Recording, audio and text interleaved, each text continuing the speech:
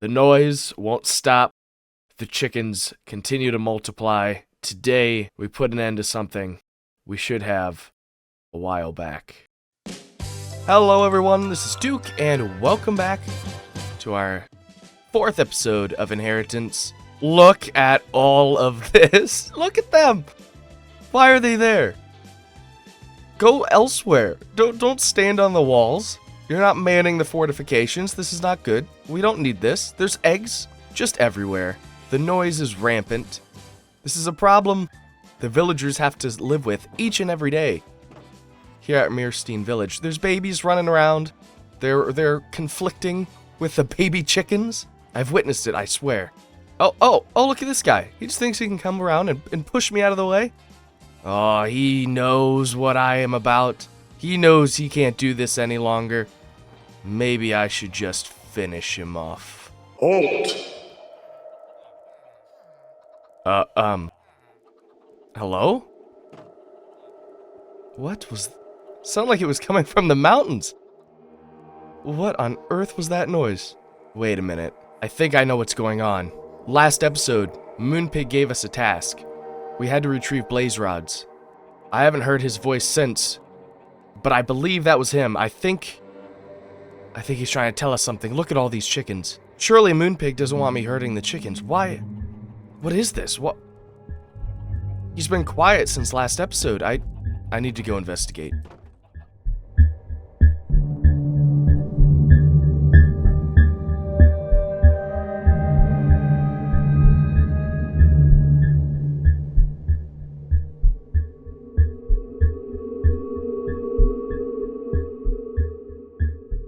You listened. Well, of course I listened. You called me, didn't you? Just now, you were trying to kill the chickens. I do not appreciate that level of hostility towards my own. When you're a non-player character, you realize a lot about humanity and what it means to survive in a player's world. Most of the time, we only last mere moments in these procedurally generated worlds. Well, I guess that makes sense, but I need to get rid of them. They're a nuisance. They're everywhere, and I can't have them running around the village anymore. It appears to me I have not made myself clear. Do not hurt the chickens. For you must understand there is more than what you simply understand. Don't harm these chickens. Lead them to safety. Lead them to a better life. They deserve not the fate that you intend for them. They do not deserve the fate that I intend for them. What is he getting at? He doesn't want me killing them, I understand, but what was that about there being more than I'll know? More than I could understand right now? I think this Moonpig guy is just kind of going off the rails. He seems so friendly and pig-like on Resolute. Now he has a stream of consciousness, and he now given me 2 things that I must follow. First, I achieved the blaze rods, and he didn't even really seem thankful for it. I don't know. But he wants all of these chickens out, and he says I can't kill them. Well, I guess there goes the idea of a sharpness 5 diamond axe. Okay. Look at all the little children. Okay. Well, I suppose it would be wrong of me to remove all of these chickens via diamond axe in front of the children. I'll get them out of here. We just need some seeds.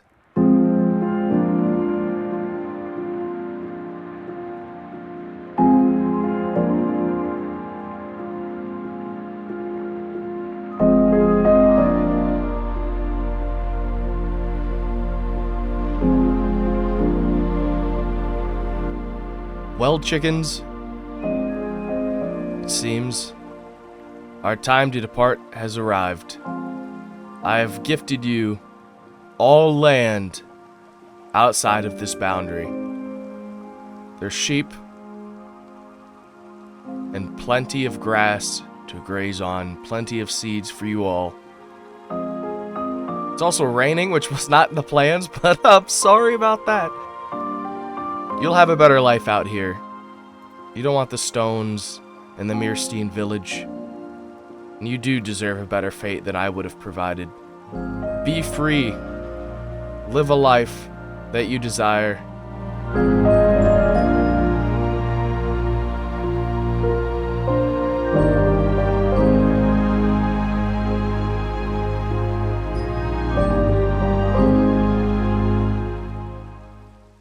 It's a brand new day. The rain has gone away. And one thing is kind of resonating with me right now. It's quiet. The villagers are out. And I'm at peace. Maybe Moonpig was right. The more I think about it, giving the opportunity for the chickens to live a better life somewhere else really was the best way forward. Now I know cutting through them would have relieved stress, but the more I think about it, I do just feel better. And it's really got me thinking. We listed burial ground. I think it's what we want to do. I feel wholesome, I feel happy.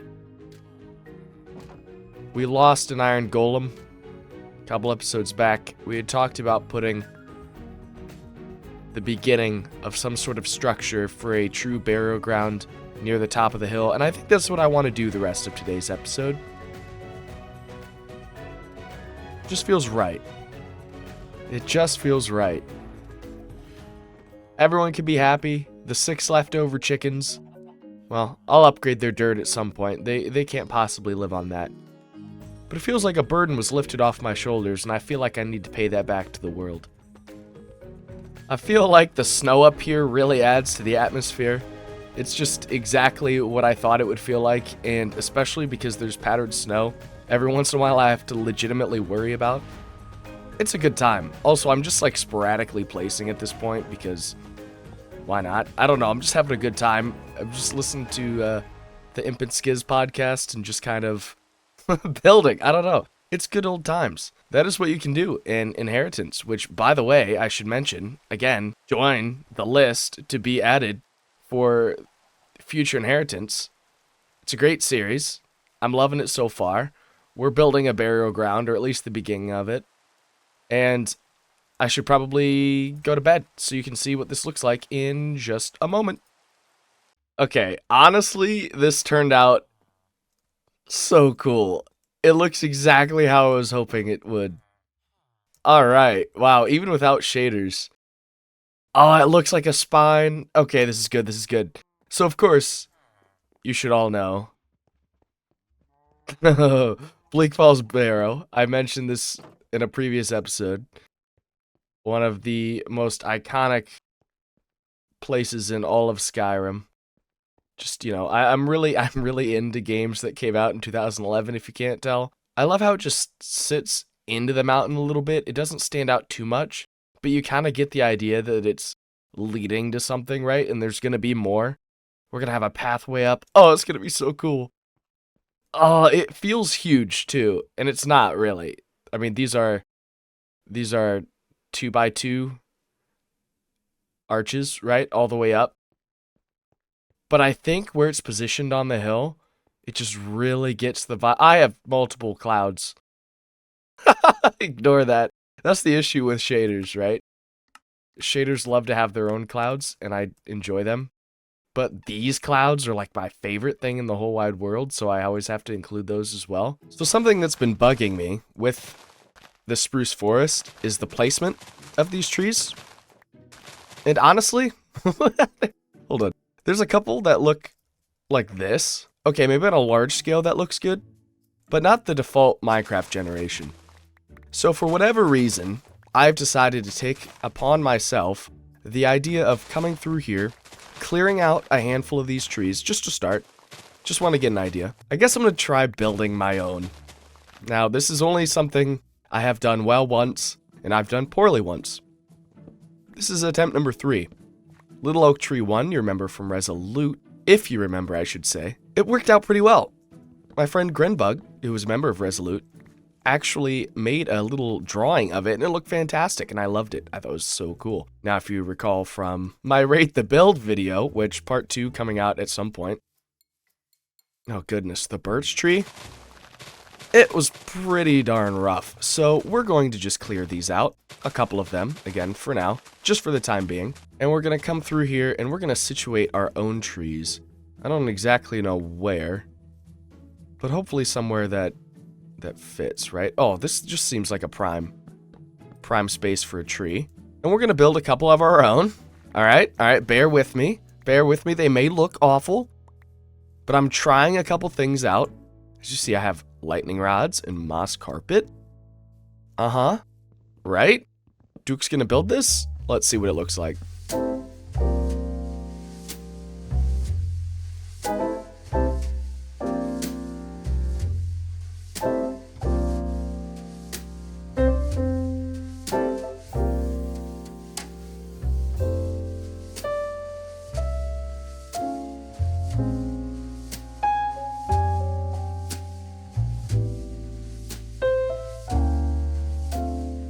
And a couple minutes later, we have 3 trees placed in and around. Scale-wise, it works. I made them 15 blocks tall, all of them, because I thought proportionally that kind of made sense. In a creative world, I took one of just a normal spruce tree, and I placed 15 blocks next to it, which is obviously a little bit bigger. Not quite a full mega spruce. Now, I've filled them out a little bit. And I know there's that whole talk about leaving air gaps and such in these trees, and I know that's more anatomically correct. Sure, but I like these. They kind of worked out, believe it or not. I think we're actually 2 for 3 in our custom tree making business. We believe it or not, I kind of like the moss, and I kind of like the copper lightning rods hanging down here. That, of course, was an idea I saw off Pinterest. I didn't come up with it myself, but it was on a much larger tree, and I think it still works. I'm trying to gauge how these are going to look dotted across the landscape here, but they really don't require a ton of resources, which is excellent. I should mention I used easy place mode with Lightmatica and rendering layers separately here because I just assume, and obviously this video isn't out yet, but I was editing the first part of today's clips, and I was talking about how Bleak Falls Barrow is just randomly placing. I figured people would be like, Duke, what is going on? That's not very efficient. Again, I think scale-wise, compare it to our iteration of Bleak Falls Barrow, whatever we're going to end up calling our burial ground. I think it works. They don't stand out too much. They fit the hill. They work in a sense that I am happy with. And they're surely better than the default Minecraft generation. I mean, look at this. What is that? As you can see, I've started figuring out where on earth these path blocks are going to go. I don't know entirely where our paths are, but I started laying out at least a little bit of a winding path leading up to this place. And hopefully another one that leads out and around to the spawn tower. Don't know what they're going to be made out of yet. Don't know if this is their final placement, but I feel like initially they kind of work. It meanders around and up this hill, of course with some custom trees, maybe some boulders, a little bit of landscaping. We'll have something. My big problem here yet is, I feel kind of bad about this. Our iron golem is just kind of sitting in a chest against a wall next to a crafting table. It's not great, okay? It's not helpful. And I feel like it kind of defeats the purpose of today's episode. We need deep slate there. It was so happy and helpful, and now it's a couple days later, and oh no! Hey, free ink sacks.